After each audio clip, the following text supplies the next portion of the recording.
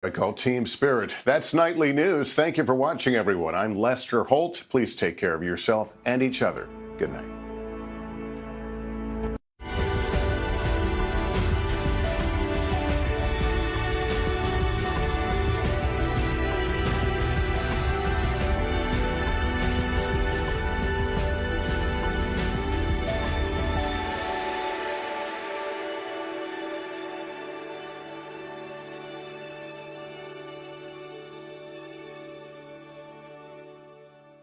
KUAM News, winner of the 2020 Regional Edward R. Murrow Award for Excellence in Social Media. Tokyo 21, presented locally by IT&E.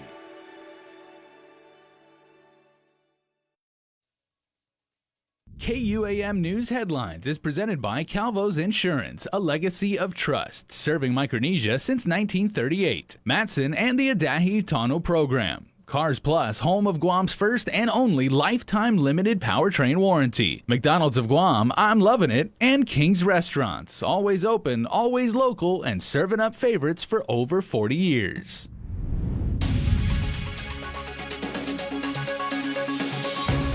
Starting now on Prime Time, after many months, the skilled nursing unit is opening as a COVID isolation facility. Our Peter Santos has that story. Also tonight, if an establishment has multiple employee infections, should that information be made public? And next week, the Guam Chamber of Commerce plans to hold a rally to push the reopening of Guam's economy. Hafa and good evening. I'm Adriana Cotero. As the beds fill up at the Guam Memorial Hospital, Administrator Lillian Posada says they're finally opening the skilled nursing unit at Barrigada Heights for COVID-positive patients. Peter Santos has more. After several months, the skilled nursing facility located in Barrigada Heights is finally opening its doors to be used as the Guam Memorial Hospital's COVID isolation facility of SIF. We are going to start moving patients there today. According to GMH Administrator Lillian Posadas, the recent spike in COVID hospitalizations has the hospital bursting at its seams. In addition to non-COVID patients, there are more than 152 patients as of today. To give you an idea of how dire the situation is, according to Posadas, the hospital has a licensed bed capacity of 161 beds. And that's not just GMH seeing a surge, according to Posadas. It's also GRMC, the designated non-COVID hospital. Both hospitals. We are busting at the seams, so, people are sick. Plans to use the SNF as a COVID isolation facility has long been stalled due to the need to replace chillers at the Barrigada facility and staff needed for patients. But the surge of hospitalization has exacerbated the need to handle patient overflow. We need to continue decompressing here so that as, patients come in, we can then make sure that we can get them into a room. Posada says the plan for today is to move less than a handful from GMH to the SIF. The doctors are looking at, they're still assessing the patients, and so some already have been identified. Those who are very stable, who are on low flow oxygen, close to being discharged home, but still need to be managed with observation. So the doctors are looking at the census, and we're going to start today. Possibly looking at 4 today for now, and a gradual progression of getting them in, getting them settled, getting them stabilized, and so we are looking at 4 on the list for now. As the hospital proceeds with the transport of COVID patients to the SIF, Posada says they won't be tying up GFD's ambulances to do the transport, as they have the staff to do it themselves. We have our medical transport service, plus our patient couriers who are certified and are licensed to drive the vehicle and contain the individual who needs to be in isolation. Reporting for Guam's News Network, I'm Peter Santos. And now to the latest numbers out of the Joint Information Center reported this afternoon. Out of 424 samples, 55 returned positive for the coronavirus, with 2 of those cases identified in quarantine. Currently, there are 859 active cases, with 2,072 having recovered. To date, there have been a total of 2,989 positive cases on Guam. San Vicente Catholic Church will be closed today and tomorrow for thorough sanitization after a parishioner tested positive for COVID. By way of press release, the Archdiocese of Agana said the individual informed staff at the Barragata Church today, and the Archdiocese notified the Department of Public Health and Social Services. They are working on contact tracing, and though the parishioner may have contracted the virus elsewhere and not necessarily at the church, proper safety measures are being taken because the person indicated they had attended weekday Mass at the parish. San Vicente will reopen Sunday for its usual Masses. We still don't have on-the-record confirmation from public health of the popular retail establishment that's being looked into for multiple employee infections. Spokesperson Janela Carrero confirmed yesterday that an investigation is underway, but the store continues to operate and it's not clear if it underwent required sanitization. Speaking today on KUAM's The Link Show, Governor's Physician Advisory Group Chairman Dr. Hao Wen says that kind of information needs to be made public. Businesses have a lot of positive employee, and there's a high possibility that the spread is within the workplace, especially if you are a place where you provide service and retail for the customer. Definitely they should be disclosed to the public, just because the public frequent those places. So I think at a certain point, it's not a HIPAA. They should be able to name the business to make sure that, when people go there, they have to take caution when they go there. Dr. Nguyen adds that as a business, they should step up. Many social media posters have already identified the establishment as Kmart, and the store posted a sign at its entrance today that it will be closed from 2 a.m. to 4 a.m. Saturday. There have been many companies and government offices that voluntarily announced their closures and reopenings for the safety of employees and customers. According to Public Health, when employees test positive, a business should cease operation, wait 24 hours, and then reopen only after thoroughly disinfecting its facilities. The Sinahanya's mayor's office shut down Thursday and today after 3 possible exposures to COVID-19. Sinahanya Mayor Robert Hoffman. We were contacted by the contact tracers, and not just 1, but 3 possible corona visits within a very short time frame span. So we took immediate action. Hoffman reassures that Public Health was contacted to do the food deliveries to their senior citizens. In addition, the mayor's office has gone through commercial sanitization and staff has been ordered to home isolate in order to contain the spread. They've also been in communication with Public Health, and all staff at the mayor's office have been tested and are awaiting results. A Hagåtña library employee has tested positive for COVID-19. According to the governor's press secretary, Crystal Paco San Agustin, the library and archival center have been closed until proper sanitization is completed. Staff were instructed to telework in the interim and monitor symptoms. According to San Agustin, the acting director, Arlene Santos, had staff return to work in the past 2 weeks, while Guam was still under Peak Core 1. San Agustin adds when employees returned to work, the facility was large enough to accommodate social distancing. The library had limited services, including book drop and pickups. Customers could call in to request a book, and staff would bring the book outside. San Agustin says the library is 3 stories, and they were operating at under 25% occupancy at all times. And it was in June the Leon Guerrero Tenorio administration announced that Santos was appointed as a new president of the Department of Chamorro Affairs, and that an appointment had not yet been made to replace Santos at the library. Paco San Agustin told KUAM today that she is serving in both capacities, although in an acting capacity as director of the Guam Public Library System.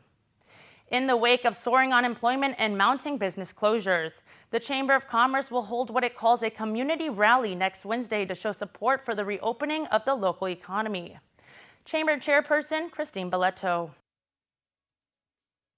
The focus is not against any decisions or any political figures, more so to just come together as a private sector community and, show our solidarity and basically show our numbers and ask, those that are in office, not as a protest, but to please remember us, to please remember that the private sector needs help. Basically, the chamber wants to send the message that the business community can and has operated safely, and that businesses should be allowed to operate at full capacity in order to survive during the tough economic times. Chamber President Catherine Castro. At the end of this year, what's going to happen? We need to be concerned about this. So, as a business community, we want to work with our government officials. We want to be able to look, be forward thinking and how we can to open successfully and safely. The rally is scheduled to get underway at 9 a.m. Wednesday from the GPO parking lot. The motorcade will proceed to the Adaloop intersection. Their vehicles will turn around and head to the Guam Congress building for a peaceful rally ahead of the 10 a.m. legislative session. The chamber says it will make sure participants follow social distancing protocols. Since asking ratepayers to make payment arrangements to avoid disconnections, GPA spokesperson Art Paris says the response has been good, but unfortunately power was cut to those who were not paying their bill.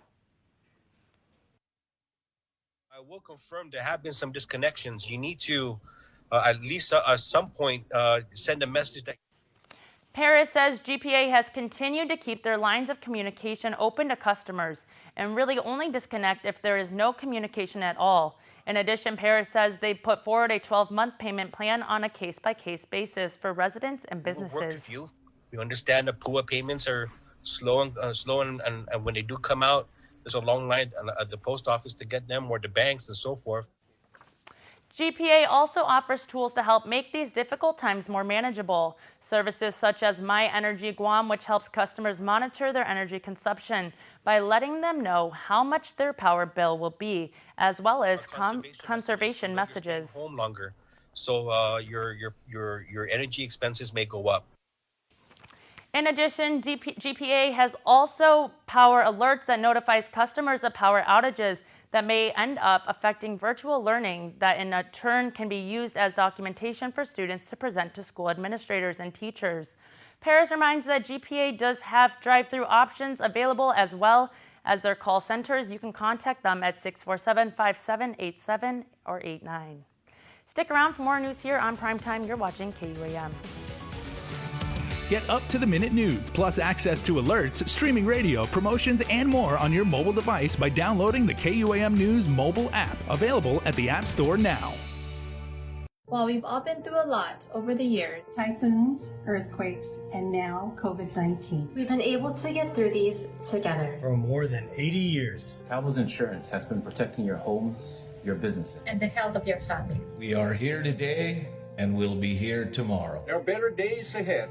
Tomorrow's a new day filled with hope and choices. The possibilities of what we can achieve together are limitless. Let's continue to work together to ensure a brighter tomorrow for all of us.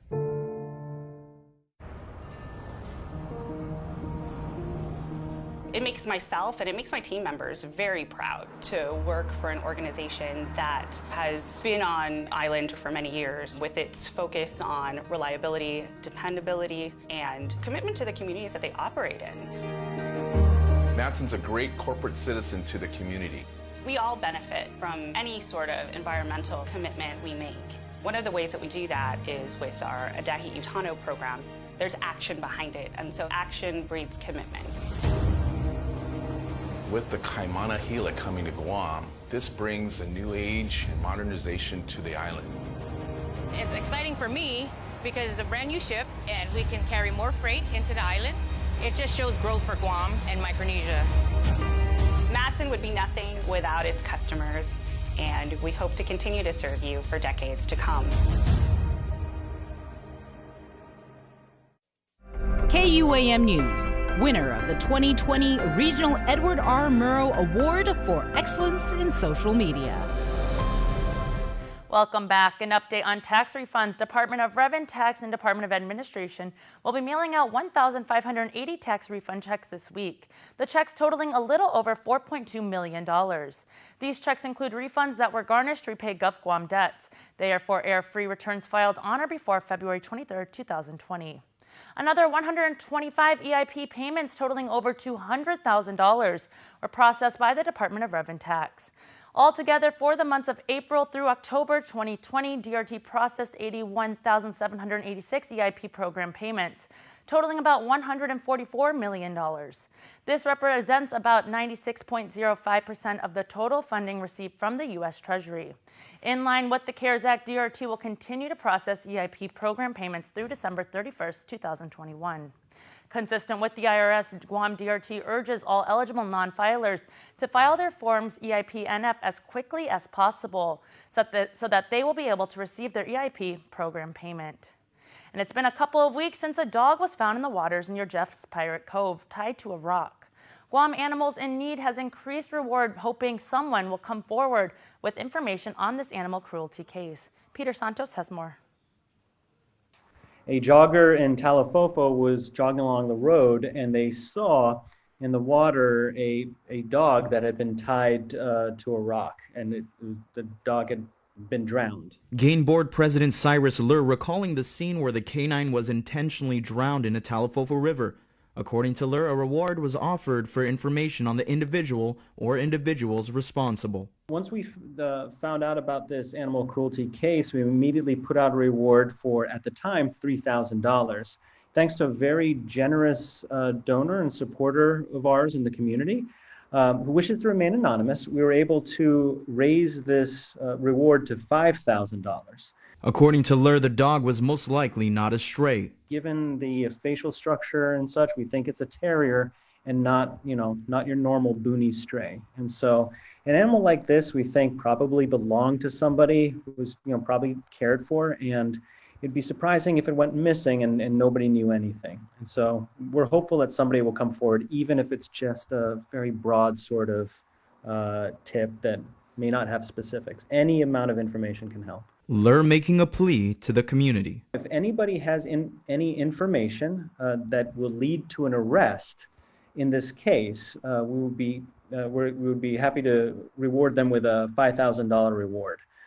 We encourage people to provide tips to Guam Crime Stoppers. They can do so anonymously so that you can collect the reward without having your name in the press.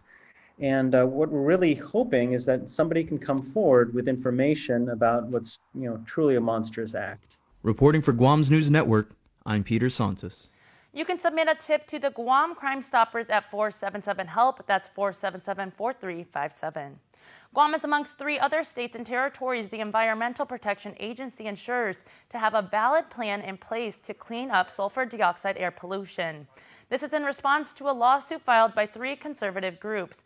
According to a release, these areas, which are home to more than 500,000 people, have sulfur dioxide pollution at levels high enough to trigger ecological harm and human health problems. The Clean Air Act requires the EPA to protect people and the environment from pollutants. And ultimately, the EPA failed to make sure air pollution plans are in place for Guam, Indiana, Louisiana, and Puerto Rico. The areas have 2 years to get the plans in place, or the agency will create its own. We should note the area in Guam is PD. Taiwan celebrates its national holiday tomorrow. Double 10 Day will be marked locally by the reopening of the Taiwan Cultural and Economic Office. It's back after being shut down for 3 years ago due to budget cuts. The new Director General Paul Chen says they will celebrate the grand reopening by presenting PPE gifts for Guam to Lieutenant Governor Tenorio and Speaker Barnes in a ceremony to be streamed to 23 million viewers back in Taiwan. The country has been one of the most successful in containing the spread of COVID. Chen says that's largely because they were able to quickly close off their island to China, where the virus started. The Beijing government still views Taiwan as a renegade province and has long opposed formal ties between Taiwan and the U.S., but Chen stressed his office is not political. Its role is to promote trade between Taiwan and Guam, including tourism and medical travel. The office is located in the ITC building in Tamuning. With just 3.5 weeks to go until Election Day, the presidential debate scheduled remained in fluke today. At one point, it was unclear if there would be even another debate. Deborah Alfron reports from the White House. President Trump's physician says he's responding well to treatment and is expected to make a full recovery. In a statement issued on Thursday evening, Dr. Sean Conley suggested the president would soon return to the campaign trail, writing, "Saturday will be day 10 since Thursday's diagnosis. I fully anticipate the president's safe return to public engagements at that time." After the doctor's note was released, the Trump campaign renewed its demands for a face-to-face debate in Miami. I'm not going to do a virtual debate, sit behind a computer screen, and that gives him the answers because they'll be handing him the answers. Thursday evening, President Trump was interviewed on Fox News. Have you had a test since your diagnosis a week ago? Well, what we're doing is probably the test will be tomorrow, the actual test, because there's no reason to test all the time. Because of the president's illness, organizers wanted to hold next Thursday's town hall debate remotely in order to protect the health and safety of all involved. After the president rejected the idea, both campaigns announced they would hold their own separate events that day. The candidates agreed to meet in person on October 22nd, the night originally scheduled for their third and final debate. The Trump campaign demanded another debate on the 29th, but Biden said no. I'm sticking with the dates. I'm showing up. I'll be there. And in fact, if he shows up, fine. If he doesn't, fine. President Trump says he's no longer feeling any COVID-19 symptoms. However, it remains unclear when and where the president was infected and whether he could still spread the virus. Mr. President, when was the last time you had a negative test before you tested positive? House Speaker Nancy Pelosi said Democrats are still willing to negotiate another coronavirus relief bill. She invited the White House to rejoin the talks. Deborah Alfarone, CBS News, the White House. Coming up, this week's installment of Touch of Class, Virtual Learning Edition. You're watching KUAM.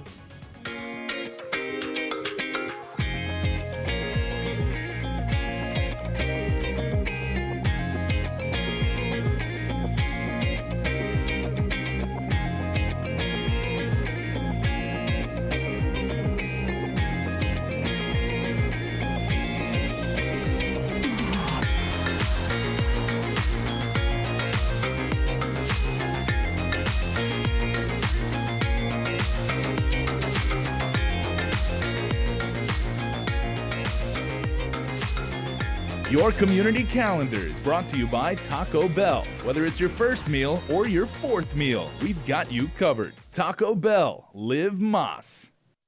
100% truck, 100% Jeep brand. The all-new Jeep Gladiator is the most capable off-road mid-size pickup truck crafted for adventure. Equipped with best-in-class towing capacity, legendary Jeep brand 4x4 capability, and backed by Guam's only lifetime powertrain warranty. Drive home in a brand new Jeep Gladiator today, starting as low as $283 per paycheck during Jeep Adventure Days. Call us at 477-7807 or visit our website at carsplusguam.com to get pre-approved today.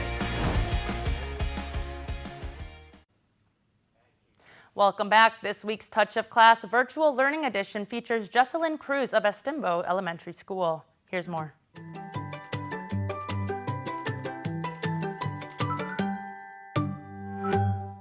All right, it's time for another edition of A Touch of Class, or as I like to call it, our teacher feature, where we are featuring those educators in our community in this school year that is unlike any other in history, and the challenges that they are facing. Joining me today, we have Jesselyn Cruz, who is a special ed teacher at Estimbo Elementary.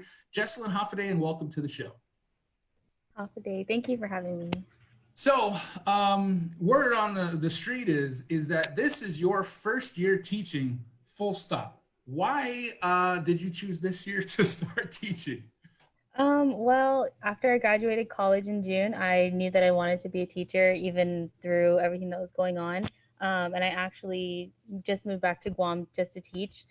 So I was super excited and definitely not what I expected at all, but you know, getting through it every day. Yeah, you are. And I think that after this school year being your first, all the other years are going to seem like pretty easy money.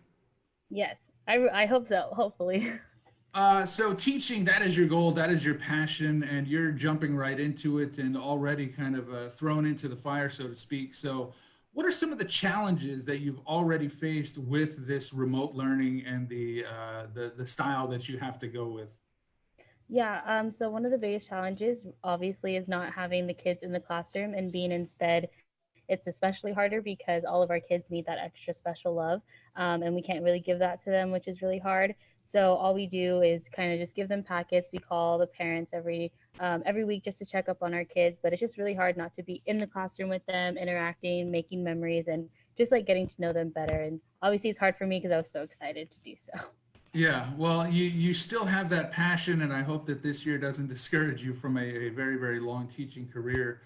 And special education presents its own set of challenges in a quote unquote normal school year. So you're prepared for that. So this is just another challenge that you've faced. I feel like you've kind of prepared yourself for a challenging career regardless of the pandemic situation. Yes, definitely. Now, with the remote learning, the kids, they get that tangible hard copy school packets. Tell us how that whole process works.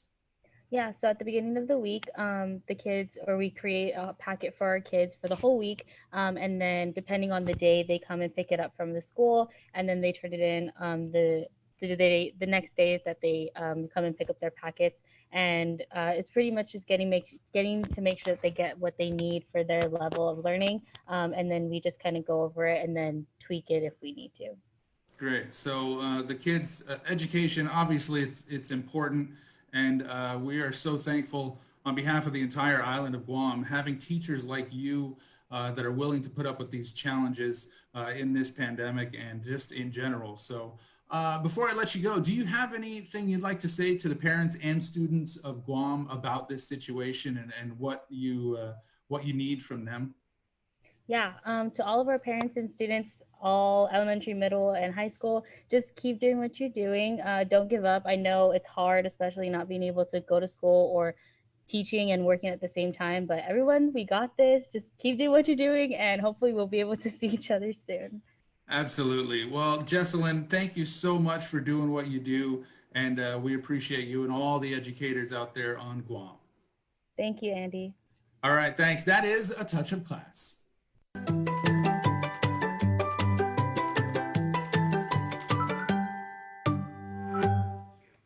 Coming up, your Cold Stone Creamery birthday shoutouts and this week's winner. Keep it here.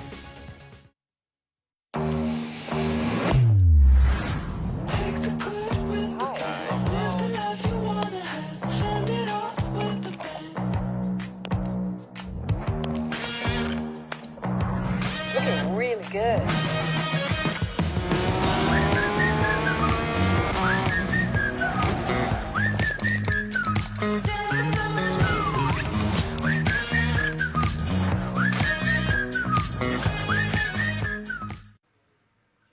And before we close out the news tonight, our latest round of birthday shoutouts from the Cold Stone Creamery Birthday Club.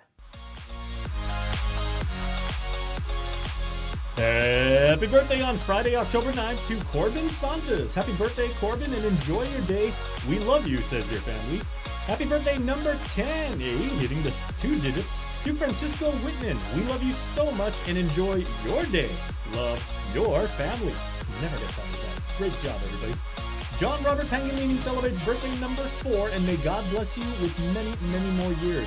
We love you, says Mommy, Daddy, and Sissy Rai Rai. Braden Prince Sablon Roberto Arceo. Happy birthday, Braden Prince. Wishing you lots of love, hugs, and kisses. Please stay safe. Coming from the whole family, who also says, God bless you. Prince, we hope you have a great day, Your Highness. Also, happy birthday to Angelica Diego Sarmiento, to our Prince at 8. More royalty. To our Princess Angie, may you have a wonderful birthday. We're so proud of the young, beautiful mom and wife you've become. Always strive for the best and never give up on your dreams.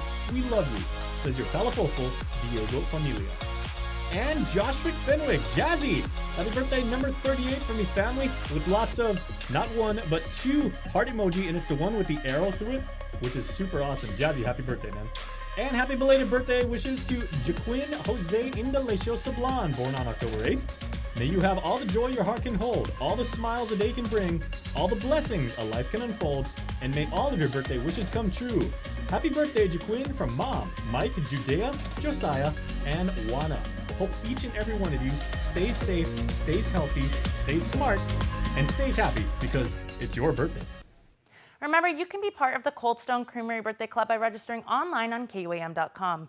Please make sure to include with your photo your name and birth date. And it's that time of the week where we announce the winner of a yummy Cold Stone Creamery birthday cake.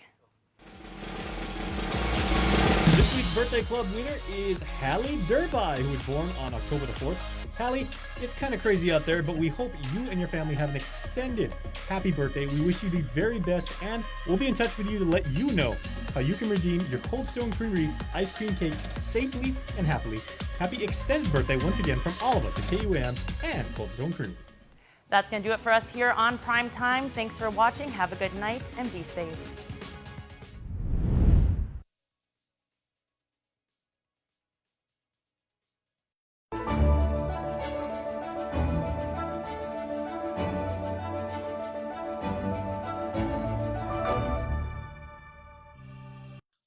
All right, Hafa and welcome to another edition of the One Micronesia podcast. And in this episode, pretty special and awesome because I get to sit down with the awesome team, the awesome crew that's doing all different programs and stuff to especially help out with our community here on Guam. And of course, I'm talking about the Maniatlu and Micronesia Resource Center team. And of course, I have them here with me on the podcast. Again, first things first, thank you guys for your time to jumping on here and just to chit chat and talk about the different programs you guys have.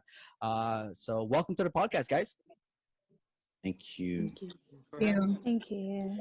All right, so let's go ahead and introduce our speakers here. We'll start with Joel first, and then we'll go down the line. Just tell people like who you are, where you're from, and what you do at Micronesia Resource Center. All right, half a day, guys. Raranim. My name is Joel Setik. I'm from the island of Chuk. At the Micronesia Resource Center, I am the project coordinator. MC Johnson. All right. Half a day, Kasalelia Manko.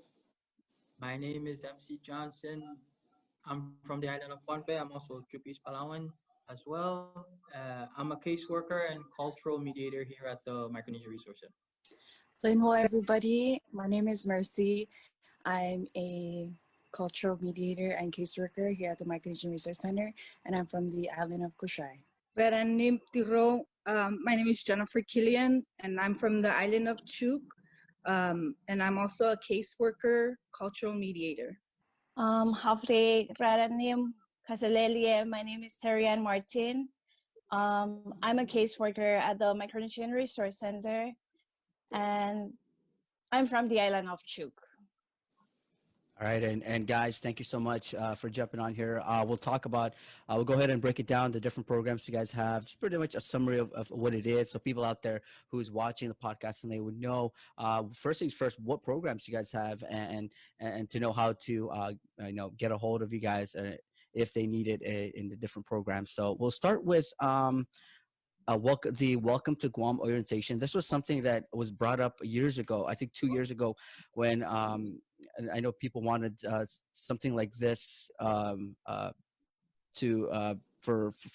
people coming into Guam. So let's, I guess I'm going to go to Jen to this one. So tell us more about this Welcome to Guam orientation.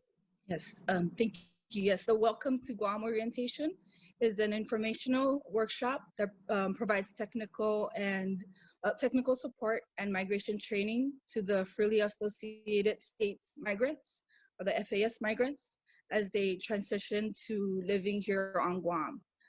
This workshop establishes an ideal basis quality platform as residents of Guam by exploring the laws, how to acquire important documents, and highlight the similarities and differences of living in the FAS countries versus on living here abroad or living here on Guam.